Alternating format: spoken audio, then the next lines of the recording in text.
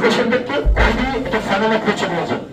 Number one, আমরা কিন্তু argument করছি না যে উনি ডিফেন্ডার কি ডিফেন্ডার না, এটা আমাদের আর্গুমেন্টের বিষয় না। সো এইটা সলভ। নাম্বার টু, যেটা নিয়ে আমরা আর্গুমেন্ট করছি সেটা হচ্ছে উনি কোনো ইনফরমেশন হাইড করেছে কিনা, এটা হচ্ছে আমাদের সাবমিশনের জায়গা। সিম্পল। সো আমরা ডিফল্টার কি ডিফল্টার না, ভালো লোন খারাপ লোন, এই আলোচনাটা এখানে প্রাসঙ্গিক না। ঠিক আছে, তাহলে এবার বলি যে এবার আপনার কাছে আমার প্রশ্ন, যদি ওনার ঋণ না থাকে তাহলে কোন ঋণের উপরে স্টে দেওয়া হয়েছে? উনি এই যে কোম্পানি ঋণের কথা বলা হয়েছে। ইয়েস ইয়েস, কোম্পানি ঋণ। আসলে আমি একটা একটা করে প্রশ্ন, কোম্পানি ঋণের উপরে হচ্ছে স্টে দেওয়া হয়েছে। উনি ওই কোম্পানির ডিরেক্টর, ডিরেক্টর কোনো ডিফেন্ডেন্টও কিনা আপনি কোম্পানির ঘুরে দেখেন।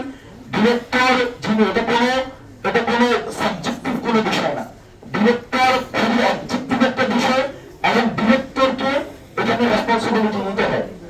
আমি যদি ডিরেক্টর হিসেবে, আমার কাছে মনে হয় আমরা অনেক গভীরে চলে যাচ্ছি। আপনারা প্রথম প্রশ্ন করেছিলেন যে তিনি ইনফরমেশন হাইড করেছেন, ঋণের ইনফরমেশন হাইড করেছেন, কিন্তু কোন ঋণের ইনফরমেশনটা হাইড করা হয়েছে সেই জিনিসটা আমার কাছে কনক্রিট যদি দেখাতে পারেন। আপনার দায়িত্ব, এটা আমি সেই যাচ্ছি সেটার উপরে স্টে দেওয়া হয়েছে। আপনার দায়িত্ব নিয়েছে সেই ঋণের উপরে স্টে অর্ডার দেওয়া হয়েছে। আমি একটা সার্টেন অ্যামাউন্ট অফ ঋণ যেটা হাইড করা হয়েছে। আমি বলি, আমি ব্যাংকগুলোকে চিঠি দিয়েছি ইতিমধ্যেই যে কোন কোন ব্যাংকে ওনার ঋণ আছে। আমার কাছে কিন্তু কেউ হাজির হয় না। স্টে দিয়েছে তোলা তো, ওনার যতগুলো ঋণ আছে না সেটা না, আবার ওখানে গেলে তো হবে না। আমার কথা হলো যে আমি যেহেতু ব্যাংকগুলোকে, ওনার যদি ঋণ না থাকতো তাহলে স্টে দিলে কিসে? সেটা তো আলাদা একটা ব্যাপার। না আমি ওই একজনও সাউন্ড করে না। কোন ইনফরমেশনটা হাইড করেছে আমাকে দেখান। স্যার আমি আমরা তো সমাধানের কিছু নেই। একটা রেশনাল ডিসকাশন, আরে স্যার একটা rational discussion, sir rational discussion. যদি স্যার একটা খুবই একটা রেশনাল ডিসকাশন, ওনার যদি কোনো ঋণ না থাকে তাহলে স্টে অর্ডারটা আমরা এখানে ফিরে না যাই। আমার কাছে বলে একটা ইস্তেহার আছে। আমার কথা হলো যে আপনি যদি আমার কাছে যতটুকু মনে হয়েছে যে ইনফরমেশন যেটা উনি আপনারা বলছেন যে যতটুকু করেছেন, উনি বলছেন যে আমার কোনো ঋণ নাই, আপনারা বলছেন তার ঋণ আছে। আপনি বললে হবে না, আমাকে কোন দপ্তর থেকে ঋণ নেওয়া হয়েছে তারা এসে যদি বলতে পারে তাহলে আমি বলবো যে তার ঋণ আছে। ওনার সাথে একটা ইনফরমেশন দেন, একটা ইনফরমেশন সে কোন ইনফরমেশনটা হাত করতে পারে, কোন জায়গায় লোন আছে। ওকে ঠিক আছে, ওইটাতে ঠিক আছে, একটা কর্তৃপক্ষ আমি দিচ্ছি কর্তৃপক্ষের মাধ্যমে আসতে হবে। আচ্ছা আমি একদম একটা ক্রোনোলজিক্যাল ডিসকাশন নাম্বার 1 ডিসকাশন না যায়।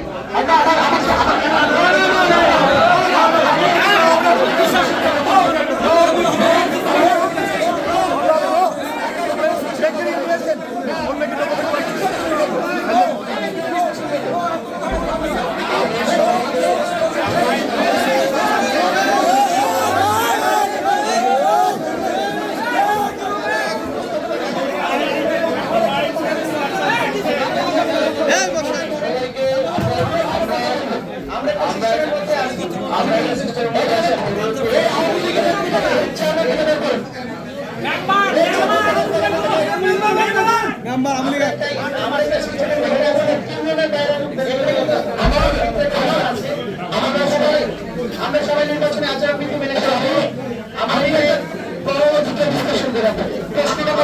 আমার কথা হলো যে আমি অনুরোধ করছি আপনার নির্বাচনে আচরণবিধিটা মেনে চলবেন। আমার রায়ে আমার সিদ্ধান্তে যদি কেউ সংক্ষুব্ধ হয়, আমি আবার বলছি, আমার নির্বাচন অফিসার কিন্তু প্রথমে আলোচনা করেছিল, আমার রায়ে যদি কেউ সংক্ষুব্ধ হয় তাহলে কিন্তু নির্বাচন কমিশন আছে, সেখানে আপিল করার অথরিটি আছে। নির্বাচন কমিশনের উপরে যদি কেউ আপিল করতে চায়, মহামান্য হাইকোর্ট আছে, সুপ্রিম কোর্ট আছে। সুতরাং অনেকগুলো ধাপ আছে। আমার কাছে এই সিচুয়েশনে একজন আমার যা কাগজ লিখেছি, আমি যদি মনে করি এটার বিরুদ্ধে আপনারা আপনিও পারবেন, আপনিও আমি 8 ডিসেম্বর জি 8 ডিসেম্বর উনি হচ্ছেন হাইকোর্টে, উনি হচ্ছেন অ্যাপ্লিকেশন করেছেন 8 ডিসেম্বর, রাইট? তাহলে 8 ডিসেম্বর স্টে দেওয়া হয়েছে, সেটা হচ্ছে 8 মার্চ পর্যন্ত। তাহলে 8 মার্চ পর্যন্ত দেওয়া হয়েছে, তার 3 মাস স্টে দেওয়া হয়েছে, রাইট? তার মানে এই ইনফরমেশনটা উনি ওনার হলফনামাতে উনি হাইড করেছেন। সিম্পল। এখানে আর কিচ্ছু না।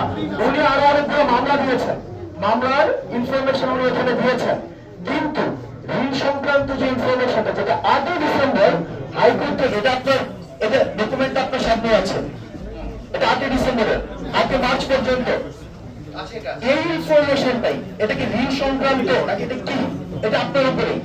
এই ঋণ সংক্রান্ত এই তথ্যটাই উনি ওনার হলফনামা থেকে হাইড করেছেন, এটাই হচ্ছে আমাদের সাবমিশন, আর কিছু না, সিম্পল।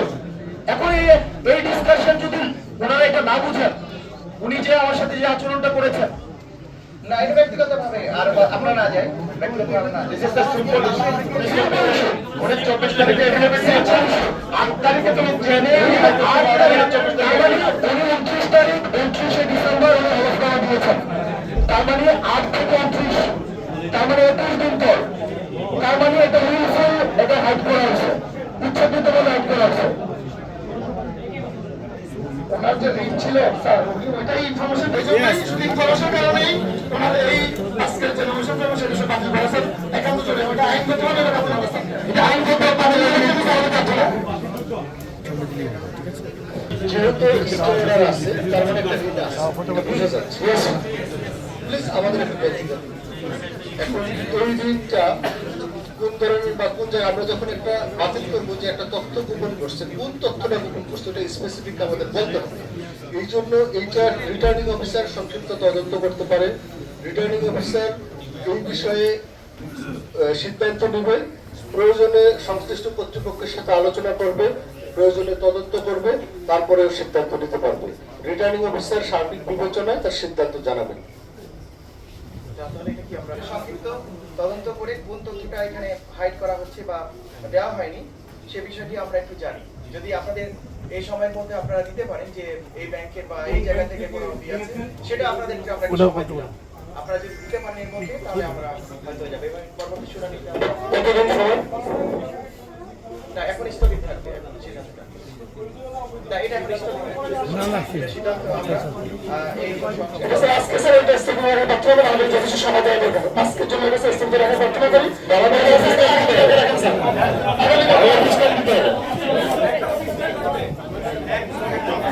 আমাদের একটা ওয়ার্কিং ডে লাগবে, একটা ওয়ার্কিং ডে আমাদের অবশ্যই লাগবে, যেহেতু এখানে ইনফরমেশন গ্যাপ আছে, এখানে আমাদের সংগ্রহের বিষয় আছে, একটা ওয়ার্কিং ডে অবশ্যই লাগবে। We must have a working day. We must have a regular working day. আপনারা চিঠি দিয়েছেন না?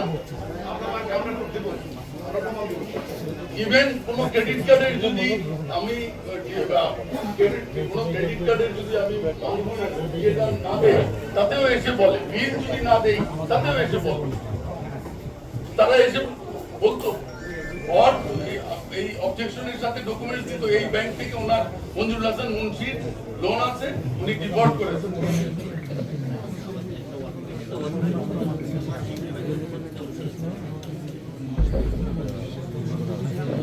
আমরা পোয়েটলি রিকোয়েস্ট করবো আমাদেরকে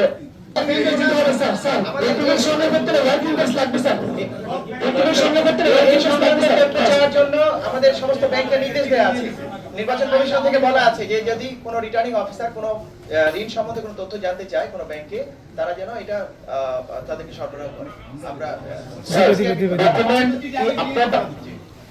কি আপনার পাশ থেকে, আপনার এন্ড থেকে আসবে না আমাদের এন্ড থেকে? যদি আপনারা প্রোভাইড করবেন, আমার এন্ড থেকে যদি আসে, স্যার আপনি যেহেতু একটা স্যার প্রোটোকলে আছেন,